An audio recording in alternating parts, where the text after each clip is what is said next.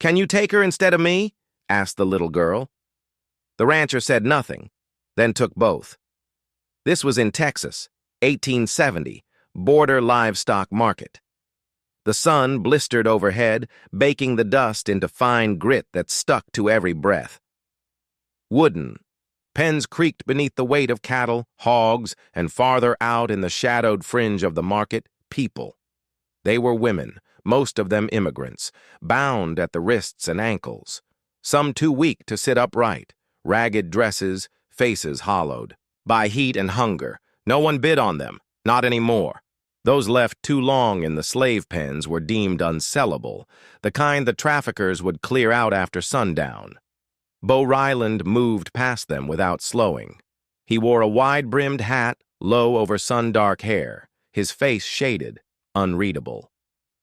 37. Tall, hard-framed, with calloused hands and a limp in his right step. A gift from a horse that hadn't survived the same storm his family didn't either. He'd buried his wife 5 winters ago, their daughter Clara 2 months after. Since then, Bo lived alone, running cattle and outriding memories. He didn't look toward the pens. He didn't need reminders of how ugly this world had gotten. He had only come for horse medicine.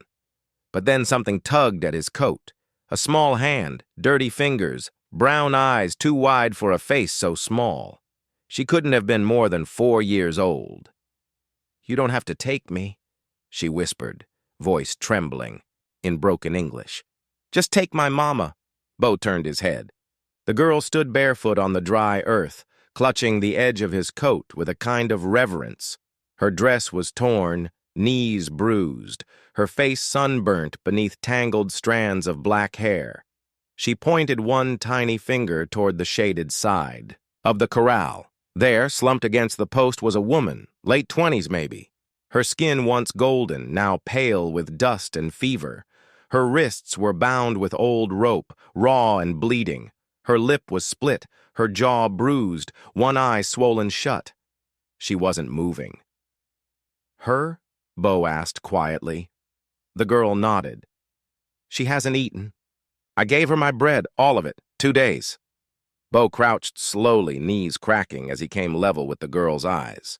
"What's her name?" he asked. "Lena," she said. "She's my mama. They said if no one buys her today, they'll take her somewhere bad." Bo looked again at the woman. Lena, barely breathing, hands tied above her head like cattle too wild to trust. He saw the swelling on her wrist, the split skin on her cheek.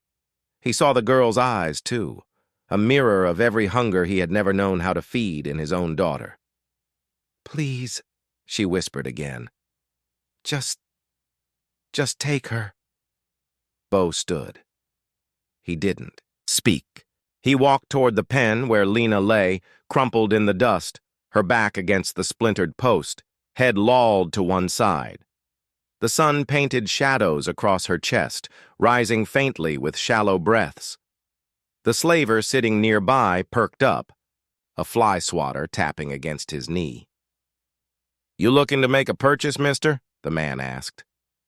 Bo didn't answer. He pulled a leather pouch from his coat, tossed it on the table with a dull thud. Gold coins spilled out. "I'll take both," Bo said. The slaver's brows rose. "Both?" Bo nodded toward the child. "Girl comes too." The man leaned forward, assessing. "The coins." "Well, now you just bought yourself a whole mess of trouble, cowboy."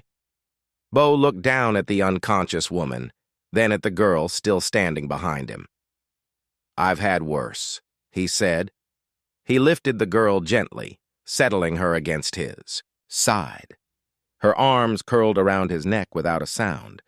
Then, as careful as handling glass, he cut Lena down from the ropes and carried her across the dust. Not a soul spoke as he passed. Not one. But somewhere in the silence, as he walked away from the pen, Rosita whispered against his collar, "Thank you for taking both." Bo didn't answer, but he held them tighter. The ride back to Bo's ranch was long and silent. Rosita sat pressed against his side on the saddle, her tiny hands clenched around his shirt. Lena lay slumped across Bo's saddle blanket behind them, tied down gently so she wouldn't fall. She hadn't stirred since he lifted her at the market. Bo's land sat beyond the hills, tucked into a fold of cottonwoods and quiet dirt. No one visited. No one passed by. That was how he liked it until today. He carried Lena inside the house, her weight light as a sack of grain. The old cabin still smelled of wood smoke and leather, the floor worn smooth by years of steps that no longer came. He didn't hesitate where to place her. The small bedroom, painted in pale blue, sat untouched since Clara's death. Her wooden toys still rested on the windowsill. A pair of scuffed shoes lay beneath the bed. And on the nightstand, framed in oak, was a photo of her smiling, gap-toothed arms around a lamb. Bo laid Lena on the bed gently, as if afraid the room might protest. He straightened her limbs, pulled the quilt up, then turned to the hearth.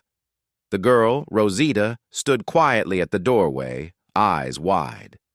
"She's burning," she said softly, touching her forehead. Bo nodded. "We'll get that down." He boiled water on the stove and brought out the tin of willow bark. He crushed it, mixed it with a little molasses, and coaxed Rosita to help. Together they worked.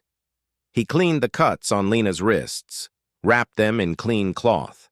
Her shoulder had a deep bruise, and the skin on her back was mottled from days in, the sun. He dabbed salve on cracked lips, soaked a rag, and gently pressed it against her temple. Rosita took the cloth after that. She climbed onto the bed, kneeling beside her mother, and began to wipe her forehead the way Bo had shown her. "Mama," she whispered. "Mama, wake up! I'm here!"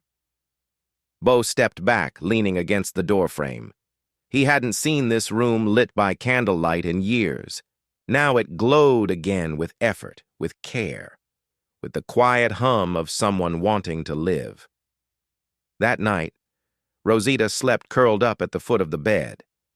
Bo stayed near the doorway, dozing in a chair with his boots still on, one hand resting on the rifle balanced across his lap. For 2 days, Lena didn't move.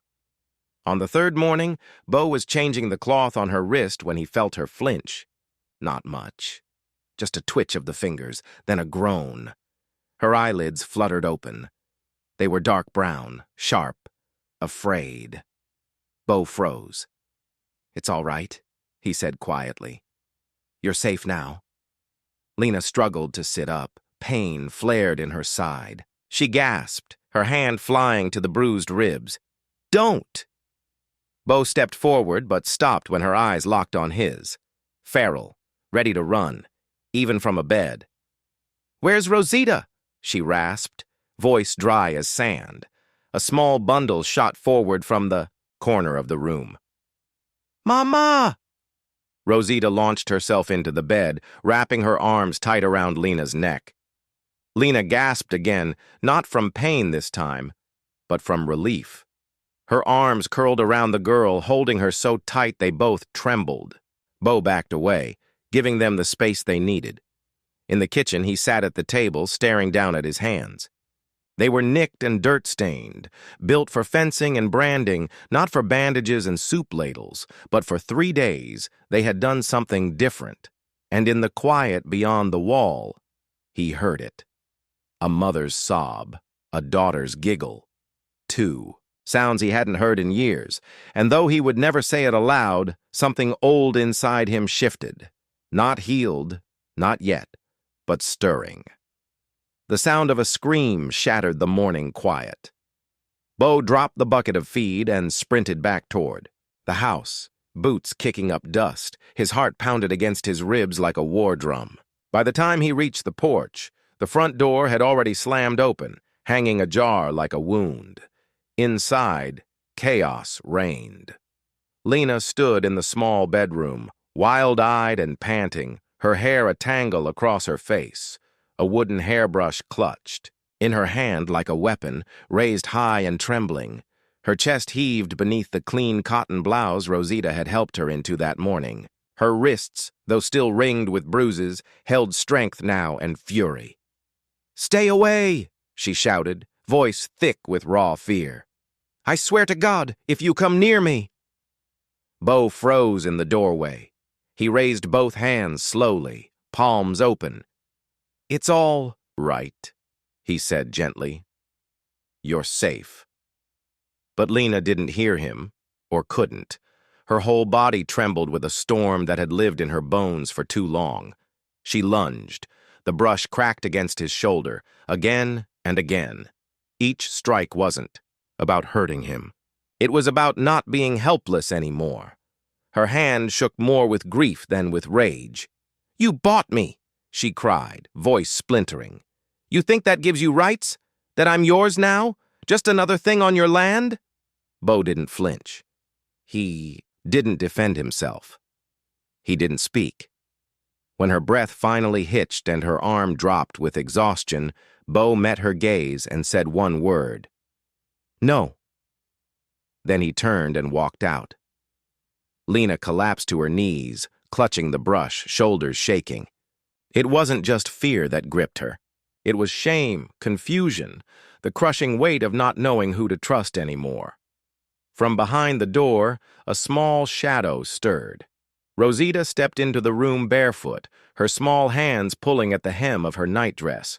She walked carefully toward her mother, knelt beside her, and touched her arm with a gentleness that didn't belong to someone so young. "He sleeps on the floor," Rosita whispered. "He never touches." Lena blinked. "What?" Rosita looked toward the hallway. "He makes soup," she continued, "and he brushes my hair. But he sleeps on the floor every night by the door. I see him." Lena turned her head. For the first time, she noticed the folded blanket and pillow tucked near the door frame, half hidden, easy to miss. Bo had never once entered the room without knocking. She had thought it was because he didn't care. Now she realized it was because he did. She rose slowly and sat down on the edge of the bed. Her gaze drifted across the room to the small wooden table by the oil lamp. A framed photograph sat there, faded by time. A little girl with missing front teeth held a lamb in her arms, beaming like the sun. Next to it was a carefully folded blanket embroidered at the edge in green thread. "Clara." Rosita crawled up beside her and laid her head in her lap. That night, Bo brought a tray of food. Lena didn't speak, but she nodded when he set it down. He didn't linger, just nodded back and closed the door gently behind him. Rosita whispered stories about horses and skies and how Mr. Bo talks funny, but he sings to the fence when he's alone. Lena let out a laugh, soft and real, the first sound of warmth from her lips in days. When she turned off the lamp that night, she didn't lock the door. She didn't feel like she had to. The next morning, light spilled across the windowsill. Lena stood in silence, watching Bo mend the eastern fence. His sleeves were rolled, hands rough, steady. He didn't glance toward the house. No hunger in his gaze, no claim in his stance. He just a man who said he would help and kept doing it. And for the first time in years, Lena felt something unexpected move through her chest. Question, a beginning. Maybe, just maybe, not all men came to take. The sun hung high, burning over the hills when they came. 3 men rode up the long path, to the ranch house. Dust kicked behind their horses like ghosts, chasing them. At the front, a tall man in a leather duster dismounted first, followed by 2 others with rifles slung across their backs. Their boots struck the ground heavy and sure, like they owned the dirt. Bo saw them before they even reached the fence line. He walked out of the barn, wiping grease from his hands with a rag. He said nothing, didn't blink. The tall one smirked. "Name's Doyle. We're here on business." Bo stayed still. The man held up a stained piece of paper. "We've come to collect merchandise. Girl named Lena. Property of Mr. Marcardo. Got the papers right here." Bo glanced at the parchment. Some crude forgery of a contract smeared with ink and arrogance. "I bought her. Bo said flatly. No, Doyle said, stepping closer. You bought time. She belongs to us now. We ain't here to stir trouble. Just hand her over and we'll be on our way. Bo's eyes flicked toward the porch where the curtains barely shifted. Lena was watching. Rosita clung to her skirts. He turned back to the men. Get off my land. The second man sneered. Or what? Bo took another step forward. His hands were empty, but the tension in his body was a loaded gun. I paid gold for her, he said. Now I'll pay blood if I must. Doyle laughed. You must think you're some kind of hero. Bo didn't respond in one swift motion. The man behind Doyle reached for his rifle, but Bo moved faster. He spun to the right, pulled a lever hidden behind the fence post. A shotgun fell into his hands from the hollow rail he'd hollowed himself. The blast ripped through the air. The second man went down, screaming. The other two scrambled. Doyle drew and fired. Bo staggered back as the bullet tore across his upper arm. Blood bloomed against his shirt. Lena screamed. Rosita cried out from inside the house, banging on the door. Bo dropped to one knee, cocked the shotgun again, and fired at their feet. Doyle cursed, ducking behind his horse. Next one takes your head off, Bo growled. That was all it took. They mounted fast, dragging their wounded man across the saddle and fled into the horizon with dust in their eyes and death behind them. Bo stayed on one knee for a long breath, blood dripping through his sleeve. Then the front door burst open. Lena rushed to him, skirts trailing behind, dropping to the ground with a gasp. Her hands shook, but she pressed them to his arm, tearing the shirt away. You're bleeding, she whispered. He grunted. Not too bad. You're a fool, she said, tears streaking down her cheeks. You could have been killed. I've been dead before, he said softly, when I lost my daughter. But today I'm alive. She froze. Then without a word, she pressed a cloth to the wound and wrapped his arm as best she could. Bo winced. That stings. You deserve worse, she said, but her voice trembled. He looked at her. You didn't have to come out here. I did, she replied, meeting his eyes.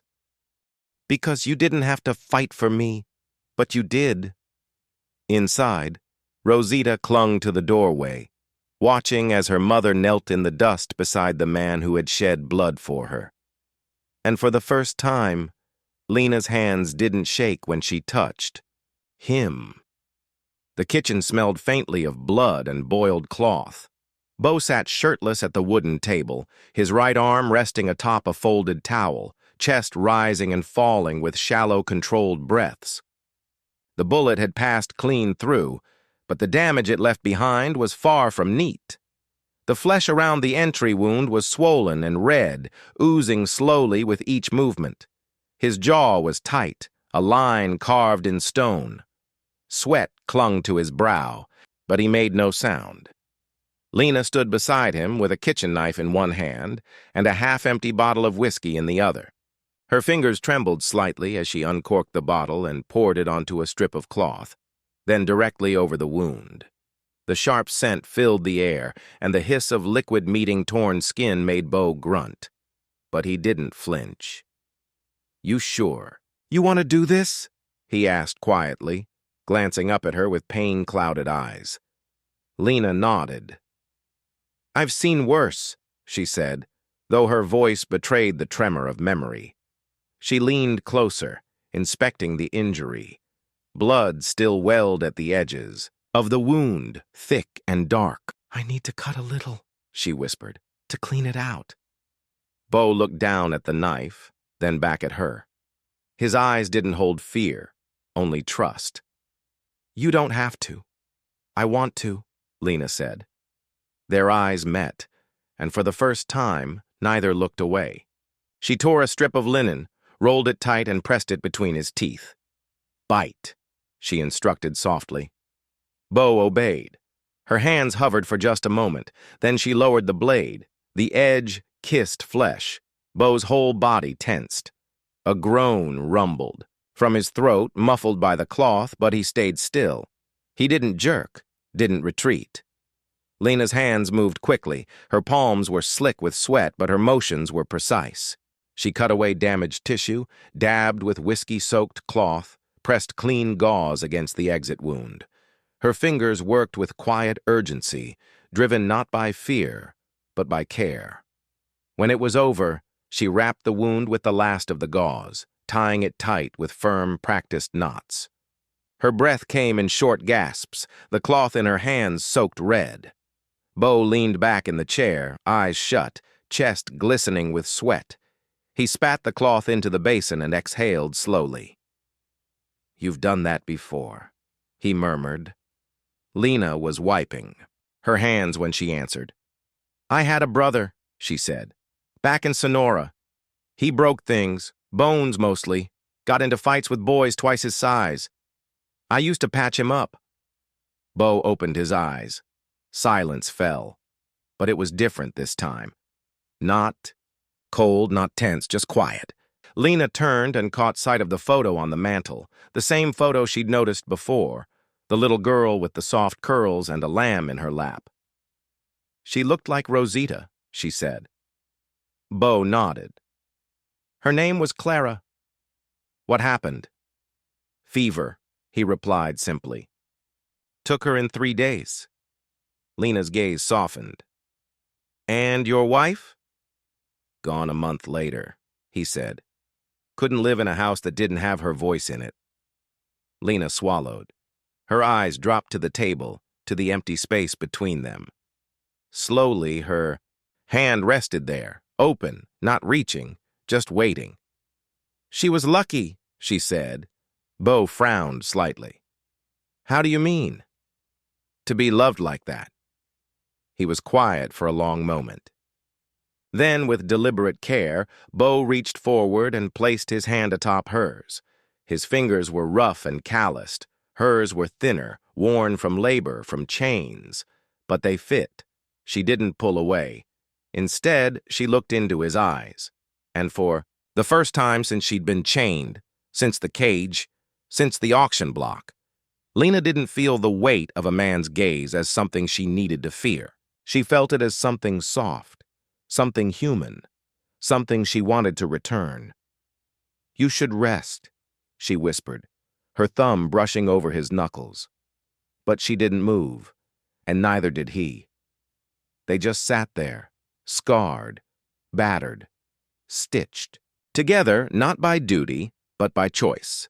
By something stronger than survival, by the beginning of trust. The late afternoon sun stretched golden fingers across the Texas plains, painting the grass in hues of honey and rust.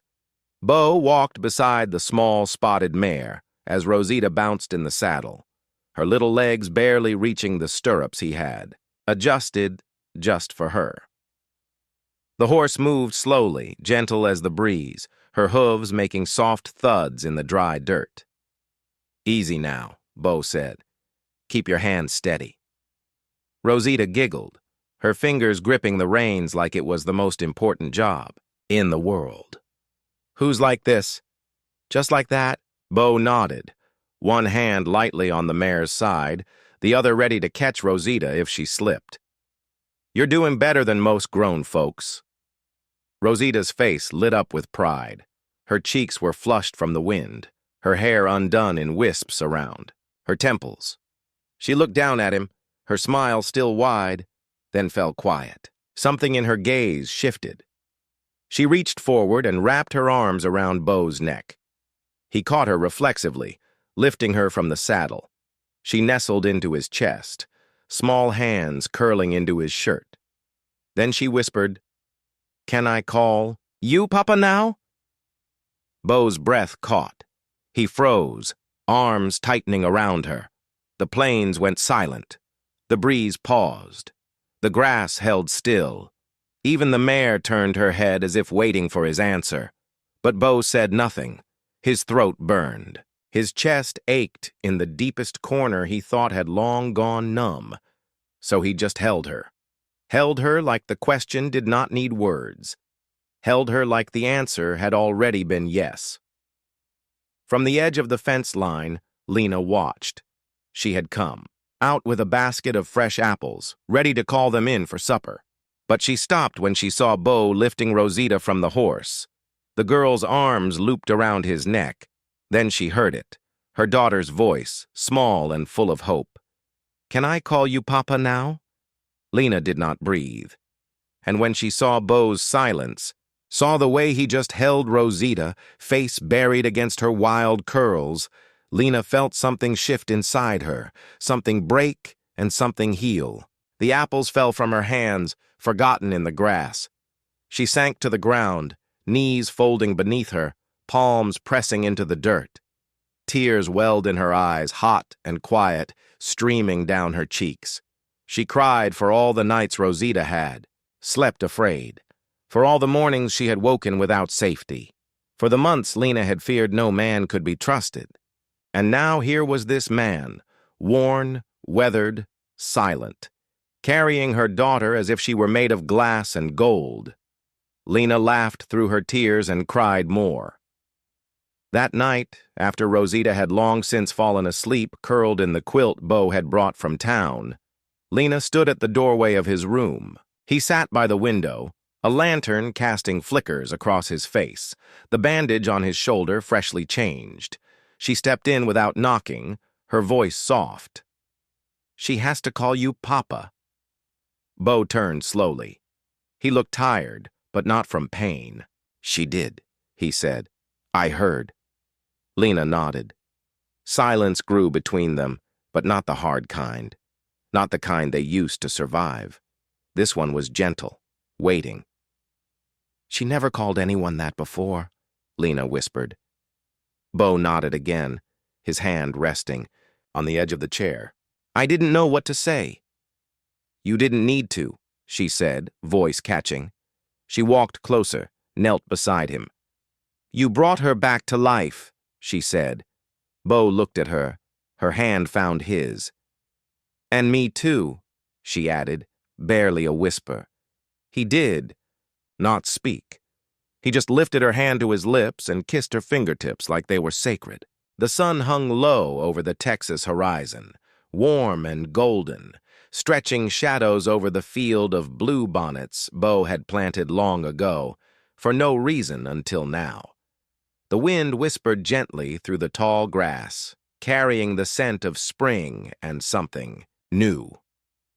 At the edge of the field, Bo stood by the old forge, sleeves rolled up, eyes steady on the small brass ring cooling in his palm. He had made it from the firing pin of the revolver that once saved Lena's life. It was rough, not perfect but honest, strong, just like the woman he had made it for. When he walked back to the cabin, Lena was outside brushing Rosita's hair. Her white dress fluttered in the breeze, simple and soft. The sleeves were slightly uneven. The hem was hand-stitched with effort, not elegance, and yet it suited her more than any silk ever could. She turned when she saw him, and for a moment her breath caught. Bo approached slowly. No crowd, no preacher yet. Just the three of them standing in a world they had somehow survived.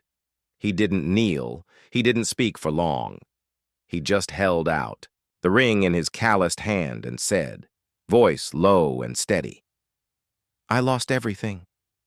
He paused, eyes not leaving hers. "But you and Rosita, you gave me something to live for."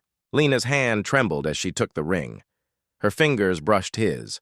She looked down at the brass, then at her wrist, where the scar from the rope still faintly marked her skin. Then she looked up and nodded. Yes. By late afternoon, the field was dressed in petals. Bo had asked nothing from the town, but Miss Alberta, the old seamstress, had come anyway with a bouquet of wildflowers and 2 dresses, one for the bride, one for the flower girl. A few neighbors stood at a respectful distance. Even the sheriff tipped his hat when he saw Bo's eyes and decided it was better to stay silent. Rosita skipped ahead, scattering petals from a basket nearly her size. Her curls bounced, and her Joy filled the air like music. Lena walked slowly behind her daughter, holding a bouquet of prairie blossoms tied with twine. Her dress caught the sun.